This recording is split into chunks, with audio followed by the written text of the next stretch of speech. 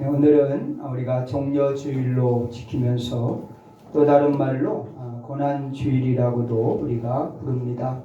그래서 예수님께서 오늘 호산나 다윗의 찬양을 들으면서 고난을 당하시기 위해서 예루살렘에 입성하신 그러한 날입니다. 많은 사람들이 자기의 겉옷을 벗어서 길에 깔고 또 종려나무를 깔고 종려나무를 흔들면서 호산나 다윗의 자손이요, 바로 이제 우리를 구원하기 위해서 오시는 예수님을 환영했던 그러한 종려주일이기도 합니다. 그래서 예수님이 일주일 동안에 십자가를 지시기까지 이 예루살렘 성 안에서 하나님의 말씀을 선포하신 후에, 그리고 마지막 성찬을 하시고 겟세마네 동산에 기도하시고 그 다음에 그곳에서 잡히셔서 이제 십자가의 죽음을 맞이하고 또 부활의 날에 안식 후 첫날에 무덤을 박차고 나오신 부활의 사건이 일어나게 됩니다. 많은 분들이 알고 있는 그러한 내용입니다.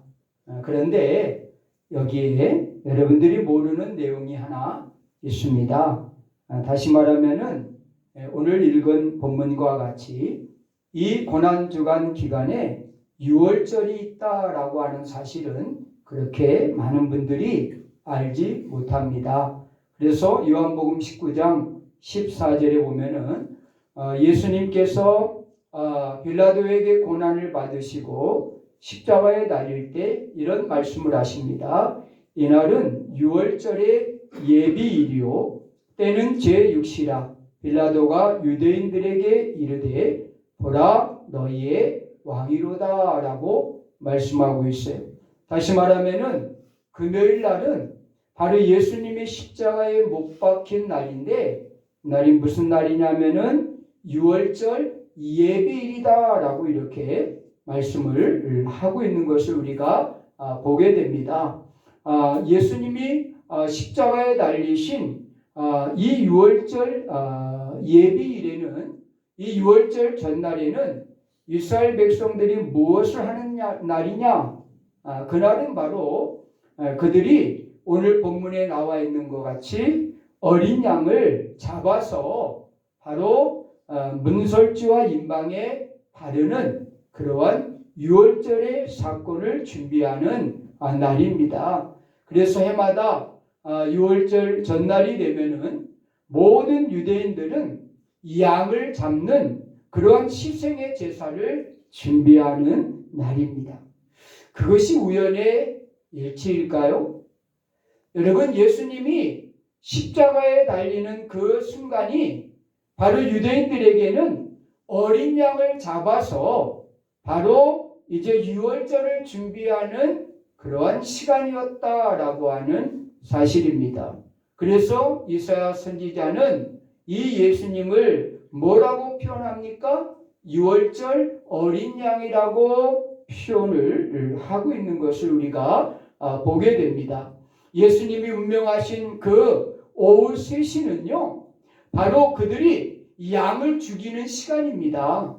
그래서 성전에 양을 끌고 와서 그것도 해머로 양의 머리를 칠 때에 그 양이 그 고통 가운데 소리를 지르며 죽어가는 그 시간이 바로 예수님이 운명한 시간이었어요. 그 시간에 바로 예수님은 십자가에서 창에 바로 허리를 찔려서 온 물과 피를 다 쏟아내시면서 소리질러 엘리 엘리 라마 사박다니, 하나님 하나님 왜 나를 버리시나이까 라고 하는 울부짖으면서 운명하시던 그러한 시간이 이 유월절에 어린 양이 해머에 맞아서 죽어가며 소리를 질렀던 그 시간이었다라고 하는 사실입니다. 이 유월절은 여러분들이 너무나 아마 잘 알고 있습니다. 이 유월절의 유래는 주전 1500년 전에 이스라엘 백성들이 바로 이 애굽에서 종살이를 하고 있을 때 그들의 고통과 그들의 신음소리를 하나님이 들으시고 그 유대인들을 구원하기 위해서 모세를 불러서 모세를 지도자로 세워서 바로에게 보내지 않습니까? 그럼에도 불구하고 바로는 이 모세의 말을 듣지 않고 고집을 피우다가 결국은 10가지 재앙이 그 애굽에 임하게 돼요.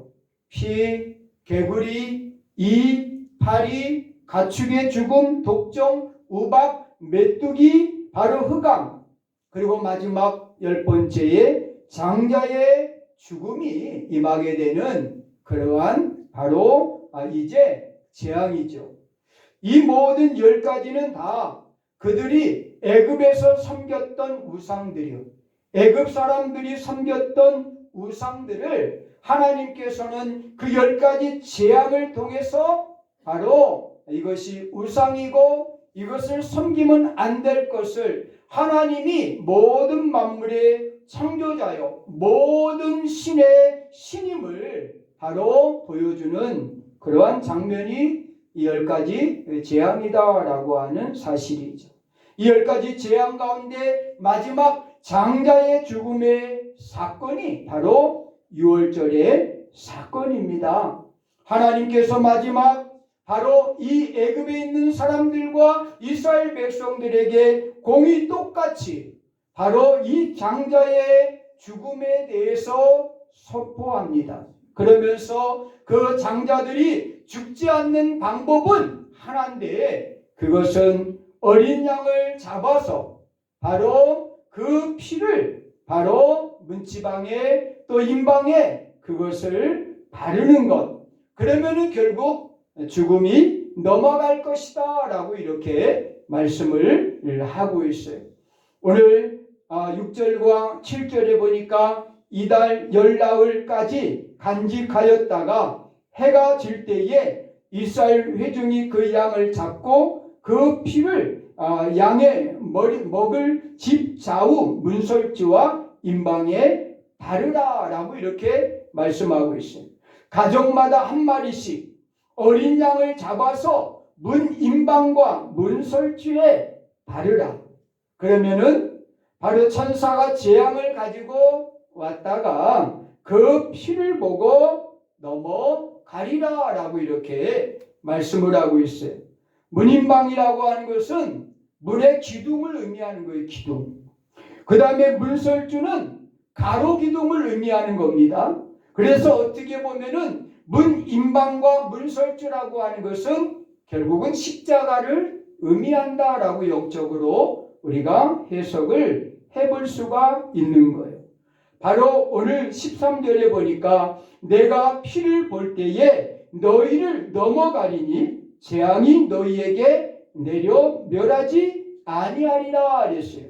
예수 그리스도의 그 어린 양의 피를 바른 집들은 문임방과 문설주에 바른 집들은 바로 그 재앙의 죽음이 넘어가게 될 것이다 라고 말씀하고 있어요. 이거는 유대인들에게만 하시는 말씀이 아니라 바로 애굽에 있는 모든 자들에게 하신 말씀이었어요. 바로 어떻게 보면은 그 말을 믿는 모든 자들은 바로 하나님의 말씀대로 순종한 자들은 바로 그 멸망의 죽음의 그러한 바로 그것이 넘어가 버렸어요. 그러나 그렇지 않고 믿지 않는 자들은 결국은 바로 장자가 죽는 모든 가축의 그러한 첫 태생이 죽는 그러한 고통을 당하게 되었다라고 하는 사실이에요. 그러나 믿는 자들은 어느 누구도 장자가 죽지 않는, 그래서 결국은 하나님이 말씀하신 대로 그 재앙이 넘어가는 그러한 일이 벌어지게 되었다라고 하는 것이 오늘 본문에서 말씀하고 있는 내용입니다. 바로 이것이 유월절의 사건이다라고 하는 사실이죠. 이스라엘 백성들은 애굽을 나온 이후에도 계속적으로 광야에서 이 유월절을 지킵니다. 유월절을 지킴으로 그들은 홍해가 홍해를 넘었고 유월절을 지킴으로 그는 바로 광야를 넘어갔고 바로 그들은 유월절을 지킴으로 요단강을 넘어갔고 그들은 유월절을 지킴으로 가나안 땅에 들어가게 되었다라고 하는 사실이에요. 바로 오늘날 이 어린 양의 피로 말미암아 바로 이 죽음과 죄와 절망의 권세가 넘어갔다라고 하는 사실을 우리에게 분명히 말하고 있어요. 그러므로 이 고난주간은 바로 예수님께서 우리를 위해서 십자가를 지시는 그 고난의 사건으로 끝나는 것이 아니라 바로 이 유월절 사건을 통해서 바로 우리에게 바로 왜 예수 그리스도의 그러한 피, 보혈이 중요한가, 그리고 왜 우리가 예수님을 믿어야 되는가를 말씀해 주고 있는 내용이다라고 하는 사실입니다. 자, 그렇다고 하면 구체적으로 죽음에서, 죄에서, 재앙에서 바로 예수 그리스도의 피로 바로 그 모든 것이 넘어간다라고 말씀하고 있어요. 내가 피를 볼 때에 너희를 넘어가리라라고 말씀하고 있습니다. 그렇다고 하면은 바로 내가 그 피를 볼 때에 그랬는데 바로 이 피가 상징하는 것이 무엇일까요? 진짜 어린 양의 피를 바로 목을 따서 그 피를 우리 문지방, 임방에 여러분 발라야 될까요? 그 의미를 우리가 영적으로 알아야 될 것 같아요. 첫째로 바로 죽음과 죄와 절망이 넘어가는 그러한 은혜는 바로 하나님의 그러한 은혜로 넘어간다라고 하는 사실입니다. 하나님의 은혜입니다. 이거는 어떠한 우리의 노력으로 넘어가는 것이 아니에요. 바로 우리의 그러한 어떠한 그러한 힘으로 바로 이 죽음과 죄와 절망이 넘어가는 것이 아니에요. 전적으로 이 죽음과 죄와 절망이 바로 넘어가는 것은 전적인 하나님의 은혜입니다. 하나님의 은혜입니다. 우리 아이가 차를 타고 오면서 그런 얘기를 해요. 자기 어떤 친구가 전도를 했는데, 나이 많은 분들에게 전도했는데 나이 많은 분이 그런 얘기를 하더래요. 야, 공짜가 어딨냐? 공짜가 어딨냐? 예수님이 자기를 위해서 피 흘려 죽으셨다니까 공짜가 어디 있느냐고 그러더래요. 가만히 차를 운전하면서 오다 보니까 그래, 공짜는 없어. 더욱이 나이 드신 분들은 의심이 많아가지고 누가 이렇게 선심을 베풀고 순수한 마음으로 다가가면은 의심을 하잖아요. 공짜가 어디 있어? 저 사람이 왜 나에게 저걸 줄까? 전도하다 보면은 바로 이 공짜가 없다라고 하는 생각을 가진 사람들이 얼마나 많은지 몰라요. 우리의 생각 가운데도 바로 공짜가 없다, 이런 생각을 가지고 있는 사람들이 있어요. 이런 사람들은 은혜를 받을 수가 없어요. 은혜를 이해할 수가 없어요. 바로 우리를 위해서 예수님께서 피 흘려 죽으신 이 사건을 뭔가 꿍꿍이가 있겠지 하면서 의심을 하잖아요. 사랑하는 성도 여러분, 그렇습니다. 바로 이 유월절의 사건은 바로 하나님의 전적인 은혜입니다. 바로 하나님의 전적인 그러한 긍휼입니다. 우리의 노력이나 우리의 수고나 우리의 선행이나 또 우리의 모든 그러한 어떠한 그러한 바로 우리가 행한 그 행위로 우리가 오늘 이와 같은 죄와 바로 죽음과 또 절망을 넘어선 것이 아니라 전적인 하나님의 은혜다라고 하는 거예요. 그래서 이스라엘 백성들은 양을 잡아서 바로 그 피를 바로 문설주와 임방에 바르는 것뿐이 아니었어요. 그때 하나님께서 바로 그것이 바로 내 피를 바로 본 자마다 다 바로 넘어갈 것이다 라고 말씀을 하고 있는 것입니다. 왜 애굽 사람들은 구원받지 못했을까요? 왜 유대인만 구원받았느냐? 애굽 사람들은 착하지 않았어요? 바로 유대인만 착해서요? 여러분 애굽 사람 가운데는 착한 사람이 없었을까요? 많았을 거예요. 그럼에도 불구하고 여러분 착히 해서 구원받은 것이 아니라 이것은 예수 그리스도의 피를 바로 임방과 문방의 바른 사람들만이 이와 같은 죽음의 그 권세가 넘어갔다라고 하는 사실입니다. 은혜라고 하는 것은 바로 어떻게 보면 하나님이 전적으로 아무런 공로 없이 우리에게 베풀어 주신 것을 우리는 은혜다라고 이야기해요. 이 은혜는 기독교만의 그러한 특징이에요. 다른 종교에서 여러분 은혜라고 하는 것을 여러분 찾아볼 수가 없어요. 더욱이 이슬람이라고 하는 그러한 종교 여러분 아시죠? 거기는 어떤 분이 물었대요. 바로 이 중동에서 공부를 하면서 유학을 하면서 물었대요. 어떻게 하면 당신들은 구원받을 수 있냐? 그랬더니 5가지를 해야 된다고 그러더래요. 이 5가지가 뭐냐면은 무하마드가 유일한 예언자임을 인정하라. 바로 사하다. 인정하라는 거죠. 그리고 두 번째는 하루에 5번씩 메카를 향해 기도해야 된다. 그리고 세 번째는 수입의 2.5%를 바로 모스크나 이슬람 선교단체에 바쳐야 된다. 그리고 네 번째는 라마단 기간에 바로 금식해야 된다. 그리고 5번째는 바로 한평생에 한 번 바로 메카의 성지순례를 다녀와야 된다. 이 5가지를 하면은 바로 구원을 받는다. 그래서 이 유학생이 물었대요. 그러면은 바로 이 나라 사람 가운데 이 5가지를 지키며 사는 사람이 얼마나 되느냐 그랬더니 10명 중에 2명뿐이 안 된다는 거죠. 그럼 나머지 8명은 자기네들 말로는 구원을 못 받는다는 거예요. 만약에 여러분 이 5가지를 적용한다고 하면은요, 우리에게 적용한다고 생각해 보세요. 사순절 새벽기도 시간에 새벽기도 해야 됩니다. 고난주간에 금식해야 됩니다. 이런 거를 다 적용해가지고 체크를 하고 막 그래가지고 하면은 여기 가요 구원받을 사람들이 몇 명이나 되겠어요? 거의 없을 거예요. 바로 어떻게 보면은 바로 이 기독교에만 하나님의 은혜가 있는 거예요. 다른 종교에는 그 은혜를 찾아볼 수가 없어요. 인과응보. 불교는 인과응보예요.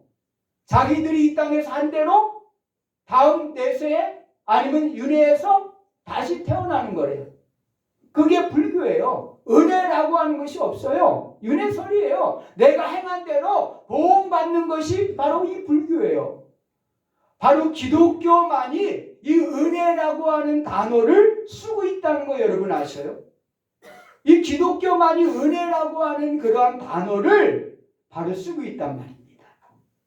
어떻게 보면은 바로 이 모든 사건, 6월절의 사건은 전적으로 하나님의 은혜다라고 하는 거예요. 바로 이 은혜로 말미암아 오늘 우리가 구원을 받은 거예요. 어느 목사님이 열심히 전도하는 그러한 권사님들을 나가서 격려하기 위해서 갔대요. 그래서 권사님 수고가 많다고 지금 날마다 이렇게 열심히 전도하니 진짜 고생 많다고 그러니까 이 권사님이 그러더래요. 목사님 저에게 전도는 수고가 아니라 하나님의 은혜입니다. 그러더래요. 목사님이 한 방 딱 맞은 거예요. 나름대로 수고한다고 격려하고 고생한다고 격려해 주러 갔는데 이 권사님은 전도라고 하는 것은 수고가 아니고 고생이 아니라 하나님의 은혜라고 하는 거예요. 은혜. 할렐루야. 우리가 하나님을 섬기는 것이 뭐예요? 고생하는 거예요? 수고하는 거예요, 여러분?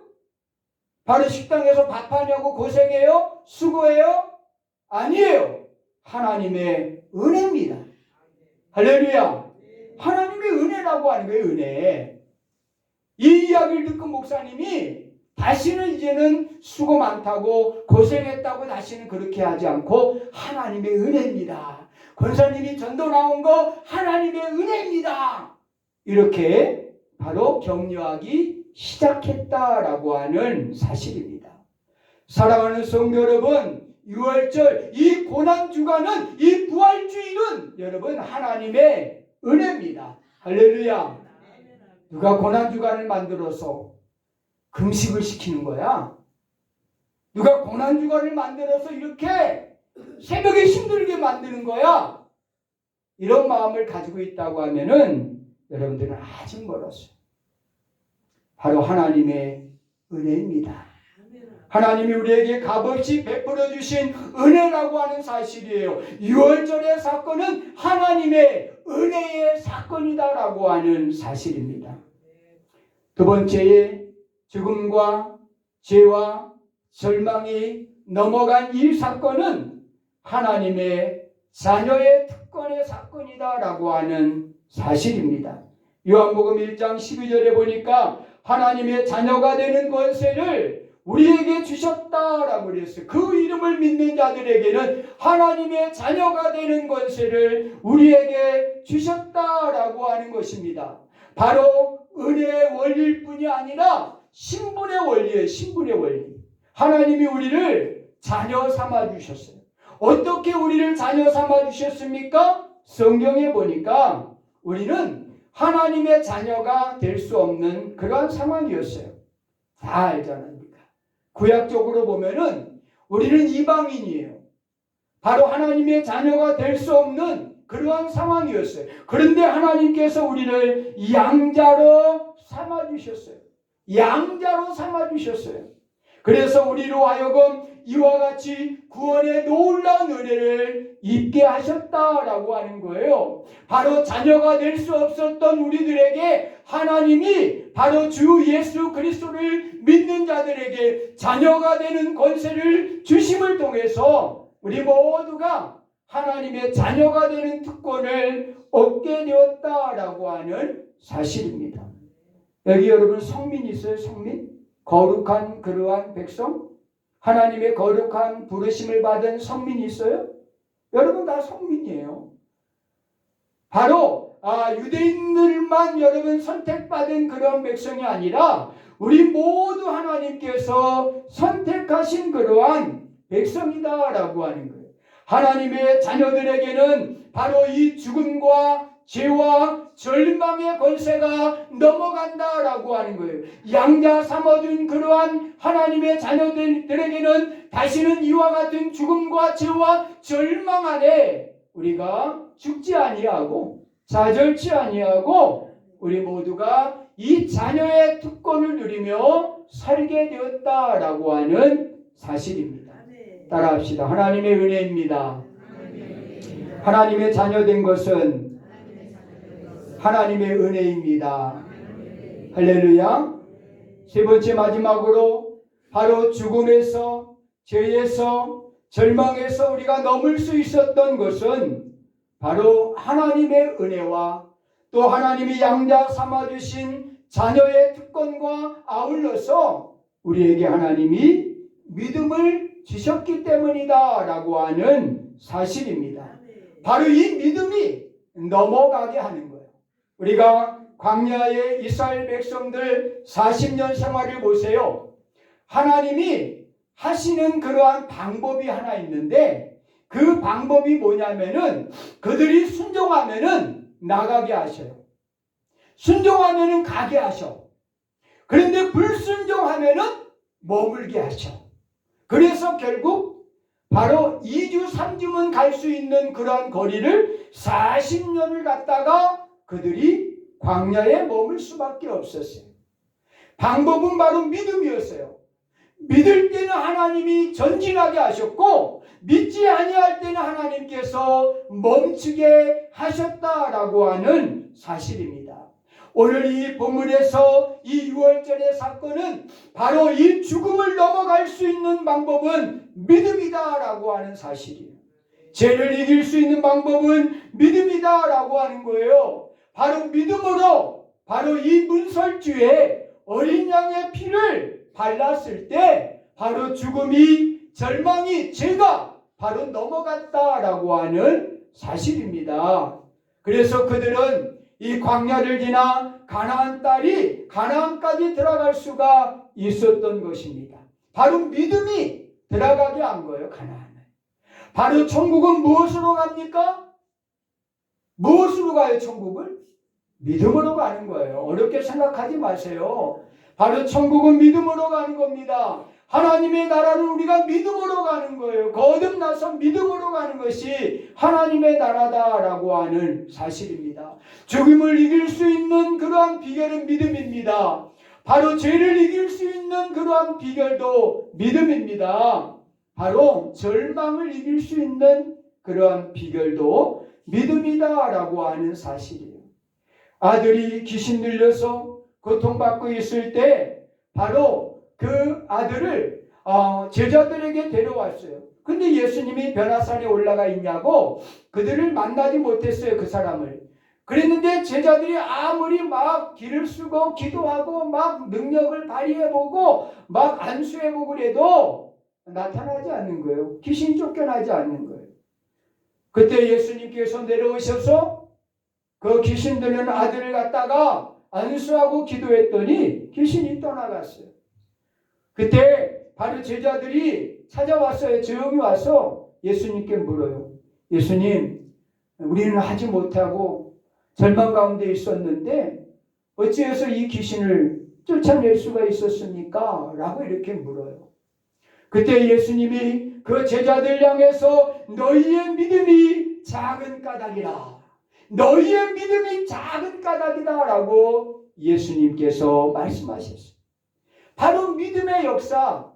너희가 믿지 않았기 때문에 그 능력이 나타나지 않았다라고 말씀을 하고 있는 것입니다.